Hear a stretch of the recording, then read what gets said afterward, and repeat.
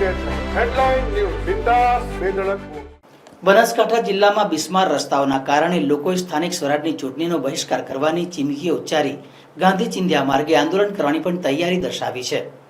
બનાસકાંઠા જિલ્લામાં ચોમાસા દરમિયાન અનેક એવા રસ્તાઓ છે કે જે પાકા માર્ગો બન્યા નથી અને લોકોને કાદવ કીચડ અને ટીચણસમા પાણીમાં પસાર થવા માટે મજબૂર થવું પડી રહ્યું છે.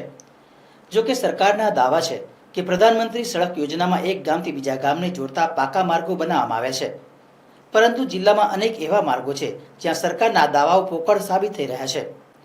પાલનપુર તાલુકાના મડાના રામનગરથી ખારડાને જોડતા 4 કિલોમીટરનો માર્ગ છેલ્લા 5 વર્ષથી પાકો બનાવવામાં આવતો નથી. જો કે ગ્રામજનોએ અનેકવાર સ્થાનિક ધારાસભ્ય, સંસદ સભ્ય અને ગાંધીનગર સુધી રજૂઆતો કરી છે, પરંતુ કોઈ રજૂઆતોનું ધ્યાન લેવામાં આવ્યું નથી અને સ્થાનિકોને ભારે મુશ્કેલી વેઠવાનો વારો આવે છે. મહત્વની વાત એ છે કે આ માર્ગ ઉપર સરકારી પ્રાથમિક શાળા આવેલી છે અને ત્યાં 150થી પણ વધારે બાળકો અભ્યાસ કરે છે, પરંતુ જેવો વરસાદ આવે એટલે આ માર્ગ ઉપર ઢીચણસમા પાણી ભરાય છે, કાદવ કીચડ થઈ જાય છે, જેના કારણે નાના નાના ભૂલકાઓને આ કાદવ કીચડમાંથી પસાર થવાનો વારો આવે છે, અથવા તો વરસાદના કારણે તેઓ શાળાએ પણ જઈ શકતા નથી અને બાળકોનો અભ્યાસ પણ બગડી રહ્યો છે. આ માર્ગ ઉપર વસવાટ કરતા 200 જેટલા જે પરિવારો છે તેમને કોઈ મહિલા સગર્ભા હોય અને ડિલિવરી સમયે જવું હોય તો પણ કોઈ જ વાહન અહીંથી મળી શકે તેમ નથી, જ્યાં લઈને ઘણીવાર તો મોટી મુશ્કેલીમાં મુકાવવું પડતું હોય છે. પરંતુ અનેકવાની રજૂઆતો કરવામાં આવી છે, છતાં સરકાર સુધી પણ આ અવાજ પહોંચાડવામાં આવે છે, પરંતુ છેલ્લા 5 વર્ષથી આ માર્ગ જે છે તેને પાક્કો બનાવવામાં આવતો નથી, જેને લઈને હવે સ્થાનિકોએ સરકાર સામે બાંયો ચડાવી છે અને આગામી સ્થાનિક સ્વરાજની ચૂંટણીમાં 2000 જેટલા લોકોએ ચૂંટણી બહિષ્કાર કરવાની ચીમકી ઉચ્ચારી છે અને જો તેમની રજૂઆતને ધ્યાનમાં લેવામાં નહીં આવે તો આગામી સમયમાં ગાંધી ચિંધ્યા માર્ગે આંદોલન કરવાની ચીમકી પણ ઉચ્ચારી છે.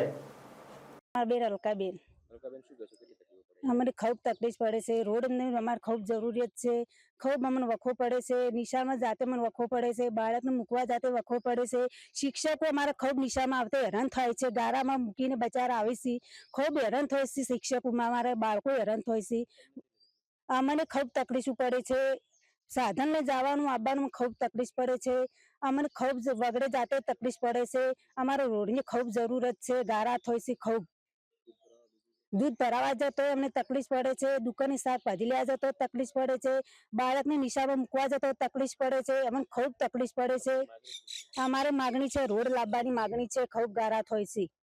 અમારે મેન તકલીફ રોડની છે અને છોકરોને ભણવા માટે જવા માટે કોઈ રસ્તો નહીં. નિશાળમાં જવું તો તકલીફ પડે, કોઈ મોટા નાનું મોટું હોય તો જ છોકરું નિશાળે જઈ શકે ને કે જઈ શકતું નથી, રસ્તાનો અભાવ નથી જઈ શકતું. જો રસ્તા હોય તો છોકરા સરળ રીતે એમની રીતે બધા હાલે જાય ને હાલે આવે અને જઈ શકે ને આવી શકે. બરોબર, મેન વસ્તુ ત્યાં છે. બરોબર, અને પછી બીજું અમારા આરોગ્ય કેન્દ્ર એટલે કોઈ બીમારી ડિલિવરી છે, પ્રસંગ છે, કોઈને હાર્ટ એટેક આવે, કોઈને આ છે દવાખાને તકલીફ પડે તો પણ જવામાં તકલીફ પડે છે, તો તાત્કાલિક કોઈ સાધન મળતું નથી. ક્યાં તો ટ્રેક્ટરમાં જવું પડે તો ક્યાં પગપાળા કરીને જવું પડે. અમને કોઈ સગવડ નથી, કારણ કે રસ્તાના અભાવ કોઈ મારે અહીંયા સગવડ સાધન નહીં આપતું. તો અમને મહેરબાની કરીને અમને રસ્તો કરી આપે. રજૂઆત અમે કરી પેલા, મેં પેલા રજૂઆત કરી, અમારી રજૂઆત કોઈ સાંભળી નથી. તેમ છતાં હવે અમારે શું કરો છે, હવે અમે છેવટને કંટાળી અને અમે ચૂંટણીનો બહિષ્કાર કરીશું અને વોટ નહીં આપીશું. અમારે જે બધા લોકો વસે છે, 2-2.5 વાળા વોટ છે, એ કોઈ વોટ અમે ચૂંટણીમાં વોટ આપીશું નહીં. જ્યાં સુધી અમારા રોડની સમસ્યા ના થાય ત્યાં સુધી અમે ચૂંટણીનો બહિષ્કાર કરીશું.